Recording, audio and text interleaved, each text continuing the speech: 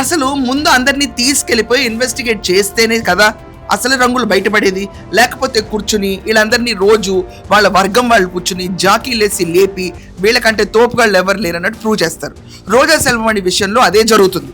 ప్రతిసారి మహిళ అని ఒక బ్రాండ్ ట్యాగ్ లైన్ పట్టుకుని ఈవిడ ఇష్టం వచ్చినట్టు తిరిగి చెలరేగిపోవడం అందరికీ తెలిసిందే. లిటరలీ ఉమెన్ డిపార్ట్మెంట్ ఎవరైతే ఉన్నారో ఈ వైసీపీ అన్న ఒక ప్రాంతంలో, దాంట్లో అక్కడ దివ్యల మాధురిని యాడ్ చేసుకుంటే ఇద్దరు పోటాపోటీ వెళ్తారు. కానీ ఎవరు లేరు కాబట్టి రోజా మాత్రం సింగిల్ స్టాండ్లో ఇంటి కింద నడిపేయగలుగుతుంది. కానీ ఆవిడ పైన కేసులు ఈ బూతులు తిట్టినందుకు ఎక్కడ పడలా. అది విచిత్రం. ఎంతమందిని ఎన్ని తిట్టిందండి. చంద్రబాబు నాయుడు అవనండి, పవన్ కళ్యాణ్ అవనండి, ప్రతి ఒక్కళ్ళని పట్టుకుని అమ్మ నా బూతులు తిట్టింది. ఎవరు ఏం యాక్షన్ తీసుకోవాలా, ఒక కేసు కూడా నమోదు అవ్వలే పైన, అలా ఖాళీ కూర్చుంది. చంద్రబాబు నాయుడు భార్య ఎక్కడికి వెళ్ళింది? హెరిటేజ్ లో కూర్చొని పాలు వెతుక్కుంటున్నారా? ఎవడో నువ్వు ఓజే కాదు, పెద్ద క్యాబేజీ అనేది ఈ రోజు అందరికీ అర్థమైంది. ఆ రోజు ఎందుకు నువ్వు మాట్లాడలేదు? నీ నోట్లో ఏమన్నా హెరిటేజ్ ఐస్ క్రీమ్ పెట్టుకొని ఉన్నావా అని అడుగుతున్నా. కానీ